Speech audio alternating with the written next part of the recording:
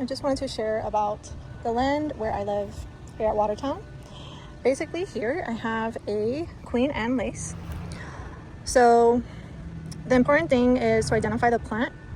So if it has purple, it could be confused if it on the I believe on the stem of the body of this plant, it's poisonous. It's confused with a hemlock. However, this doesn't have any. If I touch it, it doesn't have any purple. So for that reason, there's many of this in the land where I live. And this is really good for warding and protection, also clearing the third eye. So basically clearing to see. And it's also more aligned with angelical angels. You could use this with for protection as an offering. Here we have some St. John worts. This is also really good for warding, repelling evil spirits. I've actually had a dream about this in regards to using this with my ancestors for protection.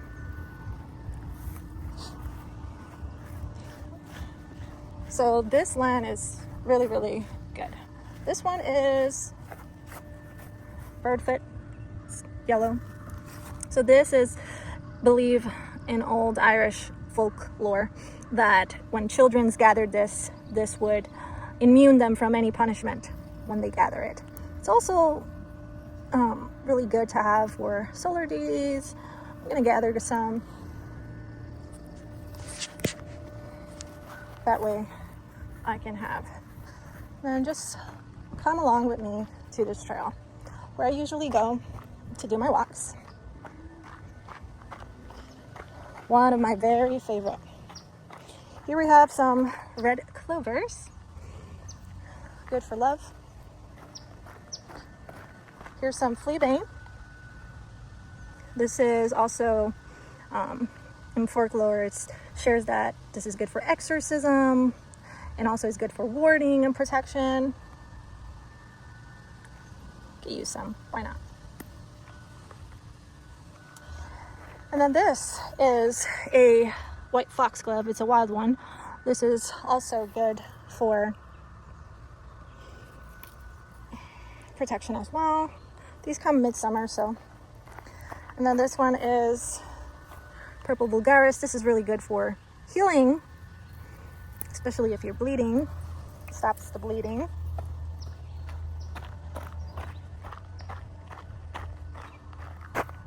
I just love going here, doing my walks, and just enjoy listening to the birds. There's more wild foxgloves you can take.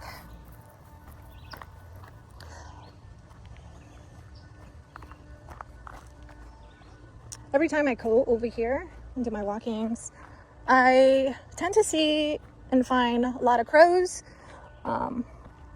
butterfly monarchs, and woodpeckers. And I also find single feathers. So I learned about this land even before the Sacred Wild. I did buy that like maybe a week ago, but before all of that, it just came natural learning about the land where I was stationed at and currently living. And it took time for me to embrace it and learn about the resilience that it has within this land. And so that's something that I truly appreciate and am grateful for having. Look how much, and there's so many bees as well. These fleabanes, daisies, you name it, tons of ferns. Around May, I would find cinnamon ferns in the middle. So, and the first thing, and then here we have some buttercups. These are toxic for your animals and also for one too. I don't collect those because I don't want any allergic reaction. But I was not happy when I was here. At the beginning, it just felt dawned and dark, and however, like I adapted to it. throughout winters, hard winters, very harsh winters. And honestly, I just put myself out there to use my own cell phone and also read it through the herbal books that I have to learn about the plants and the wild perennials that exist on this land. And I learned to appreciate it. This looks like a rope, but it's part of the tree. It's amazing how nature is. Freaking bug went into my eye. Can't stand when that happens, but that is the story of our lives. But tons of mushrooms, oyster mushrooms, you name it. I've gone hunting, foraging, I would say, wild mushrooms in this land, like reishi mushrooms I found. And there's another one I forgot. There's like holes in it, and it's brown, like a cone shape. I've collected that and eaten that too. So I've survived. I've learned to know about the land. Oh, I did miss one part here. Like, another good thing about being in nature is finding wild fruits. So there is black raspberry. Those are honeysuckles. They're toxic though. Let's see, where was it? I think I skipped it while I was talking with you guys. But let's see, where are you, blackberry? Find tons where I'm at work. So here's one. Wild raspberries. Dun dun dun dun. Mom, here's more. They're growing. I've also found wild strawberries. So I kind of like that this installation is they have most of the land in nature. It's not that many buildings. Very isolated. Red clover here. I'm trying to gather some herbs. If I could do a simple spell with Reiki before I even travel. I like to send Reiki into the future. So I can have safe travels, so I can have anything that I desire, like how I want my home to manifest, my job to manifest, you name it. But here's some more. Just before even touching it, I always inspect the plant. So that one's not poisonous, by the way. So yeah. But yeah, I don't know. But usually I also come out to do low impactful exercises, such as a brisk walk, just to avoid impacting my knees. I've been in this service for more than 16 years, so that's active duty. And I've been over in Japan, South Korea, and now I'm currently going to Europe and enjoy the best that I can. But of course, I have to do my due diligence with the mission too. And it's not easy being in the military too, you know? And it gets lonely too when you have a higher responsibility, greater responsibility, taking care of people and soldiers, staff, civilians. There's tons of policies and regulations we have to follow. And not many people are good. You know what? I feel like eating one. Oh my goodness, so good. Love it. But yeah. And this assignment has been the most challenging, however, the most rewarding And I never expected like to receive anything. I just did my best to treat people as they deserve to be treated, like if they were my family. So it doesn't matter of their background. I don't care about their backgrounds or their belief. I won't even assume what their background is. Just treat them like a normal human being. How would you like to be treated? With respect, right? Have consideration of others. So that's the good thing about being in the military, because you learn to connect with people. Like I learned to also connect with local nationals from the overseas assignments, and I've learned their languages too. Thinking about, should I learn German? But the way how I was listening to German, maybe I'll learn it, because they give us free programs to learn the languages too. So they give us a in processing tour program to know the culture, 1 or 2 days with the family. And I think that's one of the good benefits of being in, but it's the crown bitch.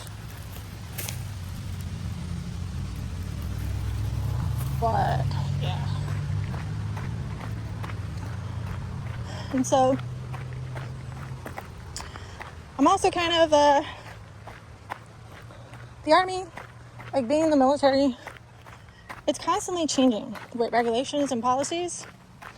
And like in the past 5 years, the Army physical fitness changed to doing push-ups, sit-ups, and then 2-mile run. And then the height and weight change from, what was it? It used to be where they would measure the neck, the waist, where the belly button is, and then the butt. It's the most protruded part of your buttocks for females. And then they decided, okay, I'm going to change the physical event. Instead of 3 events, now it's going to be 6 events.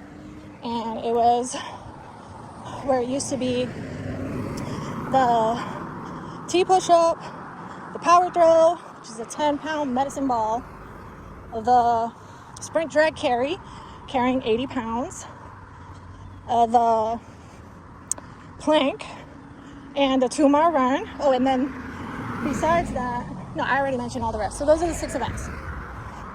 So it was that T push-up, power throw, the standing power throw, the sprint drag carry, the plank, the run. Before the plank, it was what was it? The leg tuck. Oh my goodness, I'm so glad they removed that stupid leg tuck. Fucking hate that. It's like ridiculous. So challenging, especially after you have a baby. Like hell no. But yeah. And and yeah, I did miss one more. It was the deadlift. The deadlift is still in. It's like minimum carrying 120 pounds, lifting it. So luckily I haven't, I've been blessed to pass all of them and max the best that I can. However, the Army also continued changing, and the Army goes rolling along. So, it changed where now it's 5 events, and they remove the, the standing power throw, and they just let the deadlift, the T push-up, the sprint drag carry, the plank, and the 2-mile run. Right? And then the Army change where you do let's say you do all 5 events, 80% the score on each event. You have to have 80 on each event, all of them. If you fail the height and weight, you'll be exempt from being flagged. And flag is like, they remove your benefits, not your benefits, like the privilege of enrolling in school, tuition assistance. Let's say there's a training holiday or readiness day, you be free, you can't be free. And So they enroll you in a program and they're like training you, but it's multiple days. But however, also like if you're in a position of responsibility, they remove you from that position because you're not being an example, you're not setting the standards. So, but also besides that, they also included with the exemption of height and weight, if you do all events with 80%, if you were to basically, what was it? They did a change of the height and weight where they removed the measurement of the neck, the measurement of the buttocks, and only left the belly button, the waist. They only measure that for both male and female. So now, all of a sudden, it was changed again. And now it is still measurement of the belly button, but it's not where they measure based on your height, your original weight, and your age. It doesn't matter. They remove that. They remove the table that identifies if you're female, male. No. Now it's all like inclusive, and now you have to do it by your weight, not your weight. You have to do it by your height, and you divide it by 0.55. And so as long as you don't hit the 55%, then you pass. However, for me, I am currently under the 55, but still, so like when I tell you it's challenging, I'm telling you it's challenging being in the military because you're working full time, even after hours, and you have to work out on your own. It's not a basic training. You do work out with the unit, with the trainees, drill sergeants, but then when you go to that unit, it could be different. They could be training Monday through Fridays. Like when I was at South Korea, I was training Monday through Fridays, early in the morning at 6 o'clock. And we would then enter at 9 to do our duty. And we were doing operations beside doing medical treatment. However, here in this installation, it was different because they changed it where the unit, the organization, wanted to focus on readiness. Readiness is very important in order to ensure that soldiers are deployable medically. So readiness here was very below the standard. It was 88% when I took it over. And I was placed in the position of taking care of an organization with an assigned clinic of about 50 personnel, combined with contractors, civilians, which is GS, military. So I had to revamp with my leadership team the schedule in order to facilitate increasing treatment care. And I noticed that our hygienists were shamming. They didn't work that much, basically. So out of the 8 hours they were working, they were seeing maybe like 6 patients a day, while the 2 other hours they weren't doing anything. And so I had to ensure when I revamped the schedule, everybody was fully busy, because when they're not busy, it's okay to have breaks, right? But they would be in the break room or checking on other people or just chilling their own time, not doing anything, and complaining, oh, the soldiers doing this, the civilians doing this. So I'm like, I need to ensure everyone is busy. That way, there's no complaints about the soldiers. The soldiers are getting trained. The soldiers are experienced. Also, civilians, especially contractors, are busy because contractors get paid more than GS. So, just to ensure everybody was equally fairly treated, I ensured that providers, hygienists were fully booked. If there was a cancellation, that would get filled if there was an examination and they needed further treatment to do the cleaning. So, when I made those people uncomfortable, I would say uncomfortable because they weren't used to doing their job. So, being a leader takes you as a person to put yourself out there and professionally speak to them. Not to be liked, they call it likership, but to put the umph and be steadfast and say, this is not right. You know, it's unfair for your team members. And to ensure the morale improves within the organization, we need to treat everyone fairly. No one's treated special. So, you either pick your battles. You either be liked and let people do whatever they want, and then that's affecting the amount of patients and soldiers to receive treatment, because there was also a backflow log of patients unable to be seen.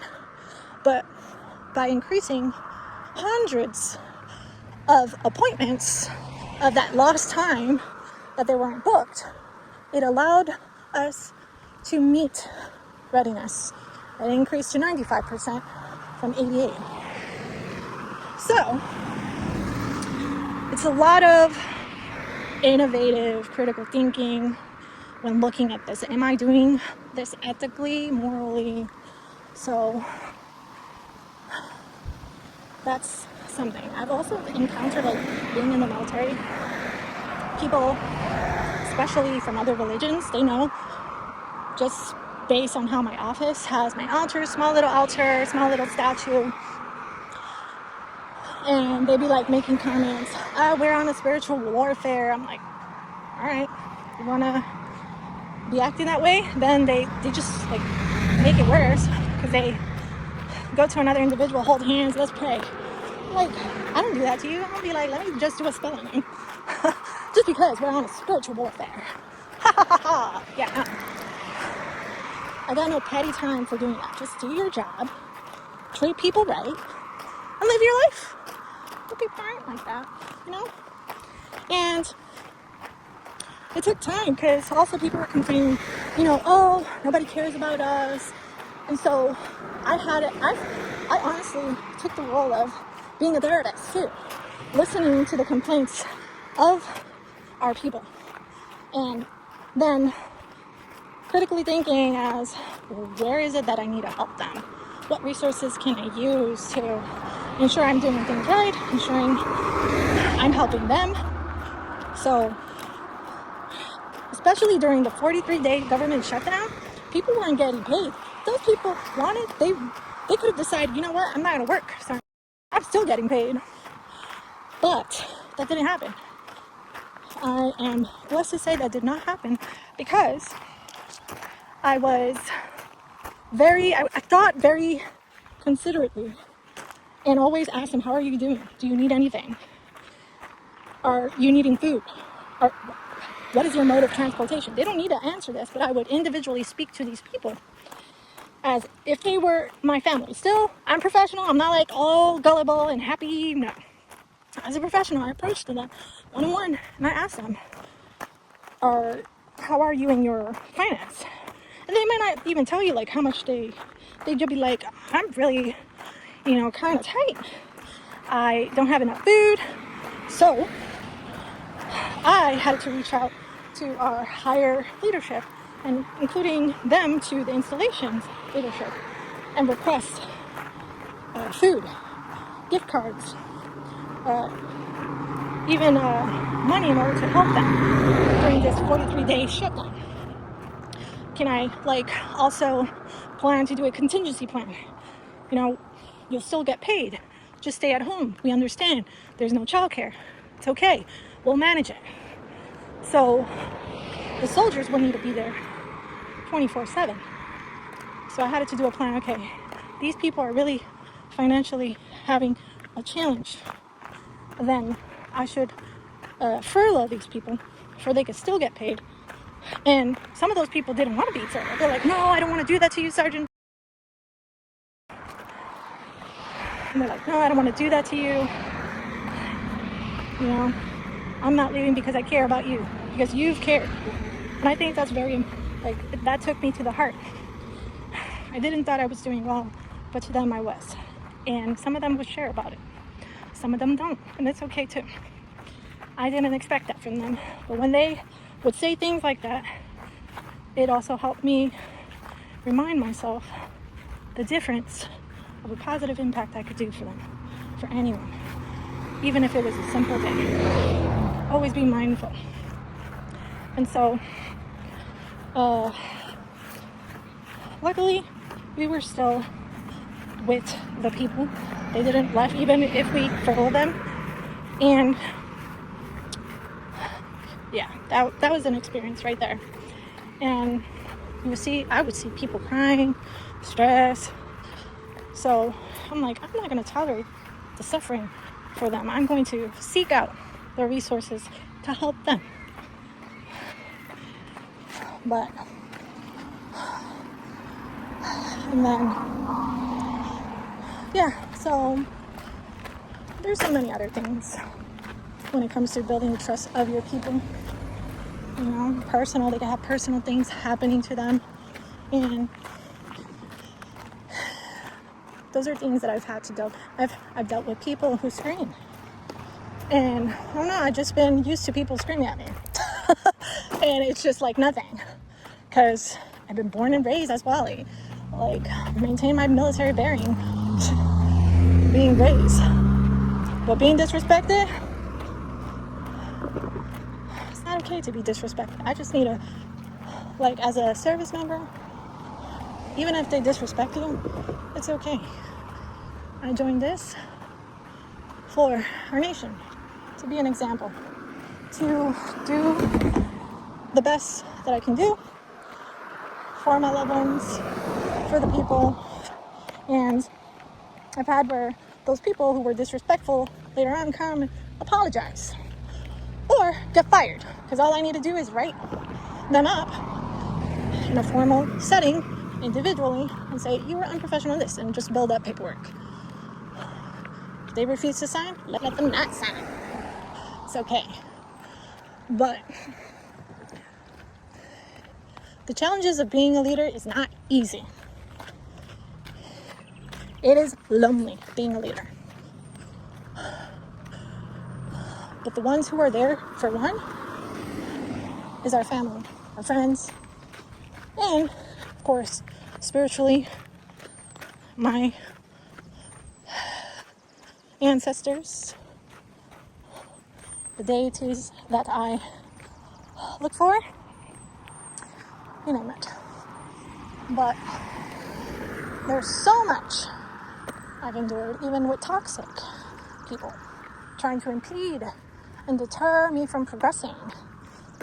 But I did not went to their level. And regardless, I did my best. You know, people give up so easily. They're like, oh, they're not giving me this. I deserve this. I'm like, I'm still getting paid, you know? Like, why make it worse? The right people will come. And so that's what happened then. The right people came into the leadership position, placed me to be in a greater position of responsibility. And I just gave my all. And I'm telling you, these people made me cry because of the hardship, because of the challenges that I experienced. And regardless, you know, I never asked them, you need to respect me or you need to favor me. It just came out natural from them to treat me well. And at the end, I still didn't expect anything. But I received nothing but wise, collective support, wisdom from them as well. They taught me so many things. Because of them, I also improved, becoming better. I had a supportive team of leaders as well. And the ultimate result was giving me an evaluation I never asked for. And it was good, really good. And giving me the highest award I never asked for. And it's just a medal and a piece of paper. But a lot of people get so sucked into, oh, I need the highest award because I've done this. No, I did this because it's just in me. I care, you know? But still, they just made me cry of joy, because when you're a leader, you're always asking yourself the questions as, am I doing this right? Or, like, am I really helping? Am I improving the morale? You know? But yeah. But now, I am transitioning, you know, and through all that hardship, I always had the support and guidance from Goddess Hecate. And so she heard me. She embraced me. Actual hugs, by the way, but scary. But she also guided me to other spiritual, intelligent beings and helped me build connections with the collective as well.